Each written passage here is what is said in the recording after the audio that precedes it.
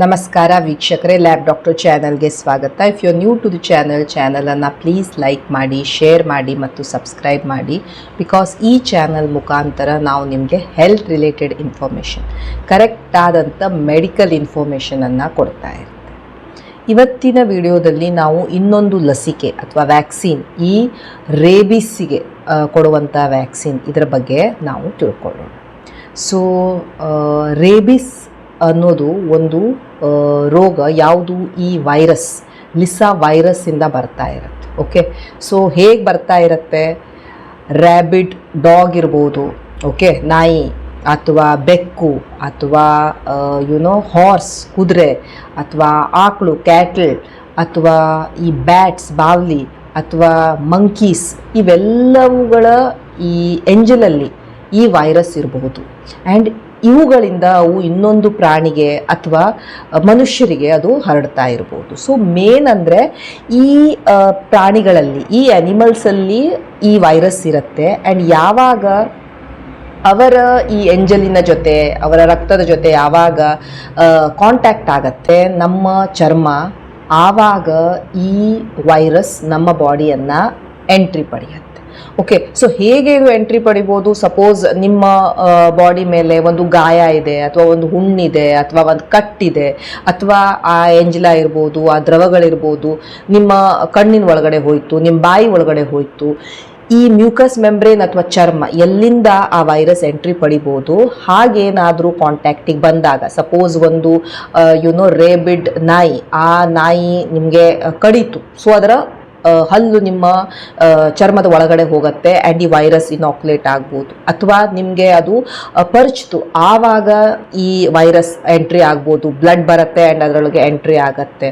ಅಥವಾ ನೀವು ಯಾವಾಗ ಅದರ ದ್ರವಗಳು ನಿಮ್ಮ ಕಣ್ಣಿನ ಒಳಗಡೆ ಹೋಗ್ತು ಅಥವಾ ನಿಮ್ಮ ಬಾಯಿ ಒಳಗಡೆ ಹೋಗ್ಬಿಡ್ತು, ಆವಾಗ ನಿಮಗೆ ವೈರಸ್ ಎಂಟ್ರಿ ಆಗ್ತಾ ಇರ್ಬೋದು.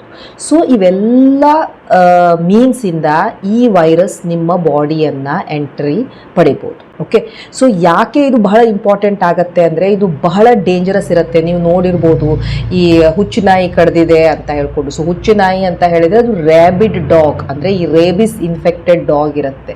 ಆ್ಯಂಡ್ ಈ ರೇಬಿಸ್ ವೈರಸ್ ಏನು ಮಾಡುತ್ತೆ, ನಿಮ್ಮ ನರಗಳನ್ನು ಅದು ಅಟ್ಯಾಕ್ ಮಾಡ್ತಾ ಇರುತ್ತೆ. ಸೊ ಆದ್ದರಿಂದ ಪೇಷಂಟ್ಸಿಗೆ ಇವೆಲ್ಲ ಲಕ್ಷಣಗಳು ಏನಿರ್ತವೆ ಬರ್ತಾ ಇರ್ತವೆ. ಬಿಕಾಸ್ ನರಗಳು ಇಲ್ಲಿ ಎಫೆಕ್ಟ್ ಆಗ್ತಾ ಇರ್ತವೆ. ಓಕೆ, ಬಹಳಷ್ಟು ಸಲ ಜನ ತಿಳ್ಕೊಂಡು ಬಿಡ್ತಾರೆ ಬರೀ ಈ ಹುಚ್ಚುನಾಯಿ ಕಡಿತದಿಂದ ಮಾತ್ರ ಈ ರೇಬಿಸ್ ಬರುತ್ತೆ ಅಂತ. ಬರೀ ಈ ನಾಯಿಯ ಕಡಿತದಿಂದ ಮಾತ್ರ ಅಲ್ಲ, ಅದು ಪೆಟ್ ಡಾಗು ಇರ್ಬೋದು. ಓಕೆ, ಮನೆಯಲ್ಲಿ ಸಾಕಿದಂಥ ನಾಯಿ ಇರ್ಬೋದು, ಹೊರಗಡೆ ಸ್ಟ್ರೇ ಡಾಗ್ ಇರ್ಬೋದು, ಅಥವಾ ಬೆಕ್ಕುಗಳ ಪರಿಚಯದಿಂದನೂ, ಬೆಕ್ಕುಗಳ ಕಡಿತದಿಂದನೂ ಈ ರೇಬಿಸ್ ಬರಬಹುದು.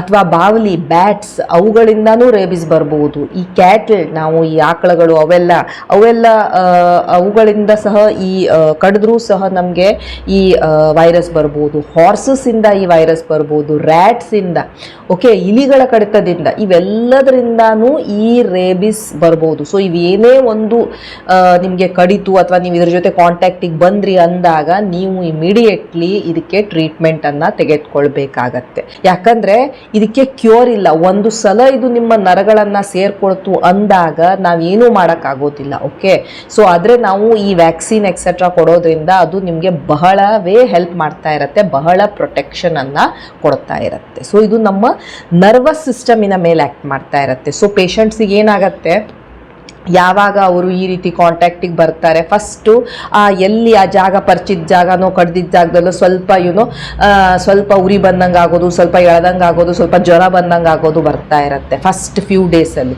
ಆ ನಂತರ ಅವರಿಗೆ ಎಲ್ಲ ಲಕ್ಷಣಗಳು, ಈ ಜ್ವರ ಹೆಚ್ಚಿಗೆ ಆಗೋದು, ಅಥವಾ ಅವರಿಗೆ ಹೆಲುಸಿನೇಷನ್ ಆಗೋದು, ಅವರು ನೀರನ್ನು ಕಂಡ್ರೆ ಹೆದರಿಕೆ ಬರ್ತಾ ಇರೋದು, ಅಂದರೆ ದಟ್ ಈಸ್ ಹೈಡ್ರೋಫೋಬಿಯಾ ಅಥವಾ ಏರೋಫೋಬಿಯಾ, ಈ ಗಾಳಿಗೆ ಎಕ್ಸೆಟ್ರಾ ಬಹಳ ಸೆನ್ಸಿಟಿವ್ ಆಗಿಬಿಡೋದು, ಹೆದರ್ಕೊಳ್ಳೋದು, ನೀರು ಕುಡಿಯೋಕ್ಕಾಗೋದಿಲ್ಲ, ಊಟ ಮಾಡೋಕ್ಕಾಗೋದಿಲ್ಲ, ಒಂಥರ ಹುಚ್ಚಿರ ಥರ ಆಗ್ತಾ ಇರ್ತಾರೆ because of this nervous system involvement. Okay, so this is very important. ಯಾಕಂದರೆ ಬಹಳಷ್ಟು ಸಲ ನಾವು ಪೇಷಂಟ್ಸ್ ಬರೀ ನಾಯಿ ಕಡಿತದಿಂದ ಮಾತ್ರ ಈ ರೇಬಿಸ್ ಬರುತ್ತೆ ಅಂತ ತಿಳ್ಕೊಂಡು ಬಿಟ್ಟಿರ್ತಾರೆ. It is just not because of the dog. ಇವೆಲ್ಲ ಆ್ಯನಿಮಲ್ಸಿನ ಕಾಂಟ್ಯಾಕ್ಟಿಗೆ ಬಂದಾಗಲೂ ನಿಮಗೆ ಈ ರೀತಿ ಸಿಂಪ್ಟಮ್ಸ್ ಬರಬಹುದು.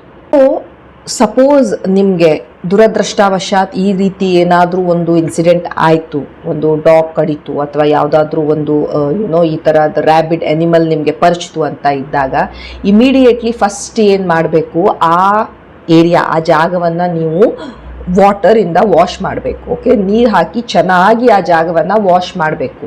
ಭಾಳಷ್ಟು ಸಲ ಜನರು ಬೂದಿ ಹಾಕ್ತಾರೆ, ಮಣ್ಣು ಹಾಕ್ತಾರೆ, ಇವೆಲ್ಲ ಮಾಡಕ್ಕೆ ಹೋಗಬಾರ್ದು. ಚೆನ್ನಾಗಿ ವಾಟರಿಂದ ಒಂದು 15 ನಿಮಿಷದವರೆಗೆ ವಾಶ್ ಮಾಡಬೇಕು. ನಿಮ್ಮ ಹತ್ರ ಅಯೋಡಿನ್ ಇತ್ತು ಅಂತ ಹೇಳಿದ್ರೆ ಪೊವಿಡಿನ್ ಅಯೋಡಿನನ್ನು ಹಾಕಿ ಆ ಜಾಗವನ್ನು ಕ್ಲೀನ್ ಮಾಡಬೇಕು. ಓಕೆ, ಸೊ ಬಹಳ ಇಂಪಾರ್ಟೆಂಟ್ ಇರುತ್ತೆ ಇಮಿಡಿಯೇಟ್ಲಿ ಆ ಏರಿಯಾವನ್ನು ನೀವು ಕ್ಲೀನ್ ಮಾಡೋದು. ನಾವು ಅಲ್ಲಿ ಆಗುವಂಥ ಗಾಯಗಳನ್ನು ಗ್ರೇಡ್ 1, ಗ್ರೇಡ್ 2 ಅಥವಾ ಟೈಪ್ 3 ವೂಂಡ್ಸ್ ಅಂತ ಕ್ಯಾಟಗರೈಸ್ ಮಾಡ್ತಾ ಇರ್ತೇವೆ. ಸೊ ಈಗ ಸಪೋಸ್ ಅಲ್ಲಿ ಬಹಳ ಡೀಪ್ ಆಗಿತ್ತು ವೂಂಡ್ ಅಂತ ಹೇಳಿದ್ರೆ ನಾವೇನು ಮಾಡ್ತೇವೆ, ಇಮಿಡಿಯೇಟ್ಲಿ ಆ ಜಾಗದಲ್ಲಿನೇ ಇಮ್ಯುನೋಗ್ಲೋಬಿನನ್ನು ಇಂಜೆಕ್ಟ್ ಮಾಡಿಸ್ಬೇಕಾಗಿ ಸಹ ಬರ್ತಾ ಇರುತ್ತೆ. ಸೊ ನೀವು ಸಪೋಸ್ ಈ ರೀತಿ ಕೇಸ್ ನಿಮ್ಮ ಜೊತೆ ಆಯಿತು ಅಥವಾ ನಿಮ್ಮ ಫ್ಯಾಮಿಲಿ ಮೆಂಬರ್ಸ್ ಜೊತೆ ಆಯಿತು, ಫ್ರೆಂಡ್ಸಿನ ಜೊತೆ ಆಯಿತು ಅಂದಾಗ ಫಸ್ಟ್ ಏಡ್ ಅಂತ ಹೇಳಿದರೆ ನೀವು ಅದನ್ನು ಚೆನ್ನಾಗಿ ವಾಶ್ ಮಾಡಬೇಕು. ಈ ಬೂದಿ, ಮಣ್ಣು, ಎಣ್ಣೆ, ಆ ಲೇಪ ಅದು ಎಕ್ಸೆಟ್ರಾ ಏನು ಹಾಕಕ್ಕೆ ಹೋಗಬಾರ್ದು. ಇಮಿಡಿಯೇಟ್ಲಿ ನೀವು ಆಸ್ಪತ್ರೆಗೆ ಪೇಷಂಟನ್ನು ಕರ್ಕೊಂಡು ಹೋಗಬೇಕು.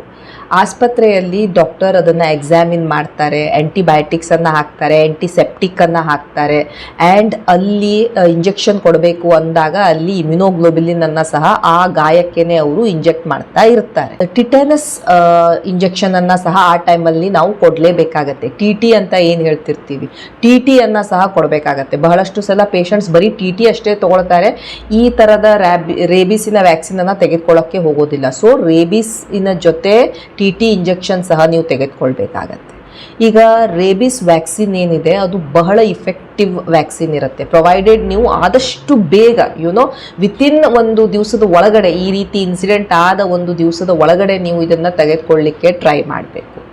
ಈ ಇಂಜೆಕ್ಷನ್ ಏನಿದೆ ಇದು ಇಂಟ್ರಾಡರ್ಮಲ್ ಅಂದರೆ ನಿಮ್ಮ ಚರ್ಮದ ಕೆಳಗೆ ನಾವು ಇಂಜೆಕ್ಷನನ್ನು ಕೊಡ್ಬೋದು, ಅಥವಾ ಇಂಟ್ರಾಮಸ್ಕ್ಯುಲರ್ ನಿಮ್ಮ ಸ್ನಾಯುಗಳ ಒಳಗಡೆ ನಾವು ಇಂಜೆಕ್ಷನನ್ನು ಕೊಡ್ತಾ ಇರ್ಬೋದು. ಸೊ ಈ ಇಂಜೆಕ್ಷನನ್ನು ನಾವು 4 ಡೋಸಸಲ್ಲಿ ಕೊಡ್ತಾ ಇರ್ತೇವೆ. ಹೋಗಿದ್ದ ದಿನ 3rd ಡೇಗೊಂದು, 7th ಡೇಗೊಂದು, 28th ಡೇಗೊಂದು ಇಂಟ್ರಾಡರ್ಮಲ್ ಇಂಜೆಕ್ಷನನ್ನು ನಾವು ಕೊಡ್ತಾ ಇದ್ರೆ.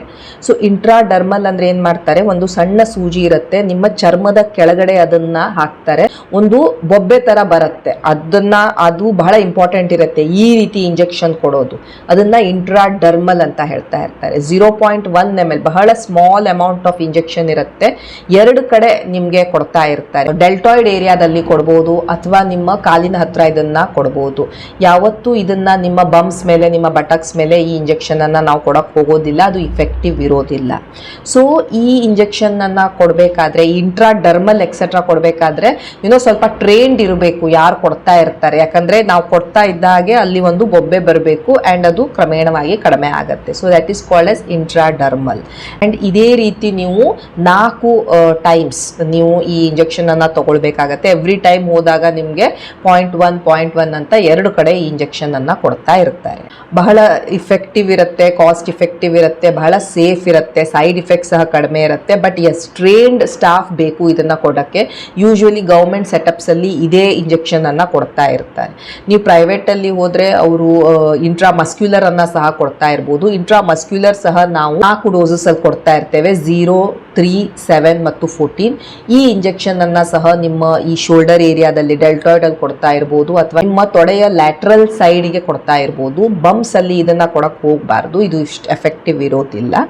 ಆ್ಯಂಡ್ ಈ ಔಷಧಿಯನ್ನ ನೀವು it will cost you around 300 to 400 per dose of this injection.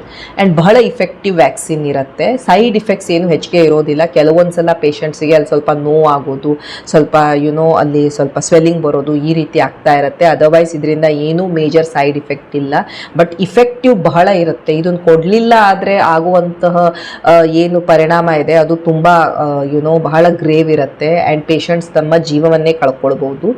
So ಈ ವ್ಯಾಕ್ಸಿನ್ ಬಹಳ ಇಫೆಕ್ಟಿವ್ ವ್ಯಾಕ್ಸಿನ್ ಇರುತ್ತೆ. ಸಪೋಸ್ ನೀವು ವೆಟರ್ನರಿ ಡಾಕ್ಟರ್ಸ್ ಇದ್ದೀರಾ ಅಥವಾ ಅಲ್ಲಿ ಅನಿಮಲ್ಸ್ ಅನ್ನ ಹ್ಯಾಂಡಲ್ ಮಾಡ್ತಾ ಇದ್ದೀರಾ ಅಥವಾ ಈ ರೀತಿ ಪ್ರಾಣಿಗಳ ಜೊತೆ ನೀವು ಕಾಂಟ್ಯಾಕ್ಟಿಗೆ ಬರ್ತಾ ಇದ್ದೀರಾ ಅಂದರೆ ನೀವು ಪ್ರೀ ಎಕ್ಸ್ಪೋಜರ್ ಮೊದಲೇನೆ ನೀವು ಈ ಇಂಜೆಕ್ಷನನ್ನು ಹಾಕ್ಕೊಳ್ಬಹುದು.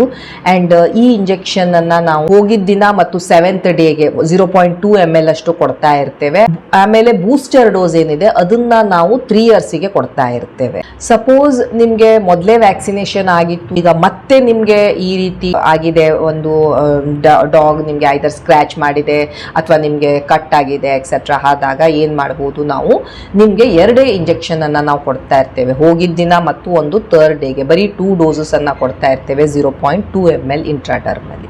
ಓಕೆ, ಸೊ ಈ ರೇಬಿಸ್ ವ್ಯಾಕ್ಸಿನನ್ನು ನಾವು ಪೋಸ್ಟ್ ಎಕ್ಸ್ಪೋಜರ್ ನಿಮಗೆ ಈ ರೀತಿ ಕಡದಾದ ಮೇಲೂ ಕೊಡ್ಬೋದು, ಅಥವಾ ನೀವು ಆಲ್ರೆಡಿ ಈ ರೀತಿ ಈ ಅನಿಮಲ್ಸ್ ಜೊತೆ ಕಾಂಟ್ಯಾಕ್ಟ್ ಬರುವಂಥ ಪ್ರೊಫೆಷನಲ್ ಇದ್ದೀರಾ, ನೀವು ಹ್ಯಾಂಡಲ್ ಮಾಡ್ತಾ ಇದ್ದೀರಿ, ಅಥವಾ ಈ ವೆಟರ್ನರಿ ಈ ರೀತಿ ಸರ್ವಿಸಸಲ್ಲಿ ಇದ್ದೀರಿ ಅಂದಾಗ ನೀವು ಪ್ರೀ ಎಕ್ಸ್ಪೋಜರ್ ಸಹ ಈ ಇಂಜೆಕ್ಷನನ್ನು ತೆಗೆದುಕೊಳ್ಬೋದು.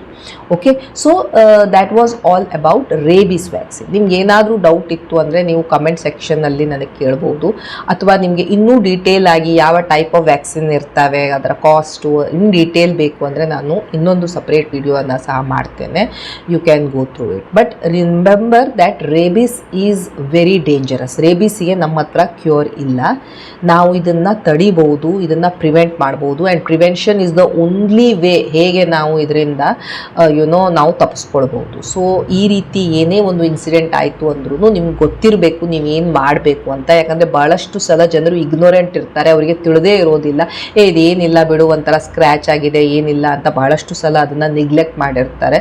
ಬಟ್ ನಂತರ ಅವರಿಗೆ ಕೆಲವೊಂದು ಕಾಂಪ್ಲಿಕೇಶನ್ಸ್ ಆಗ್ತಾ ಇರ್ತವೆ. ಸೊ ಈ ರೀತಿ ಫ್ರೆಂಡ್ಸಿಗೆ, ಫ್ಯಾಮಿಲಿ ಮೆಂಬರ್ಸಿಗೆ ನಿಮಗೆ ಏನಾದರೂ ಈ ರೀತಿ ನೀವು ಕಾಂಟ್ಯಾಕ್ಟಿಗೆ ಬಂದ್ರಿ ಅಂದಾಗ ಇಮಿಡಿಯೇಟ್ಲಿ ನೀವು ಈ ರೀತಿ injections, antiseptics, antibiotics, TT, vaccine, immunoglobulin etcetera ನಾವು ಅಡ್ಮಿನಿಸ್ಟರ್ ಮಾಡಬೇಕಾಗತ್ತೆ. Okay, thank you so much for watching the video. Please like, share and subscribe the channel. Thank you.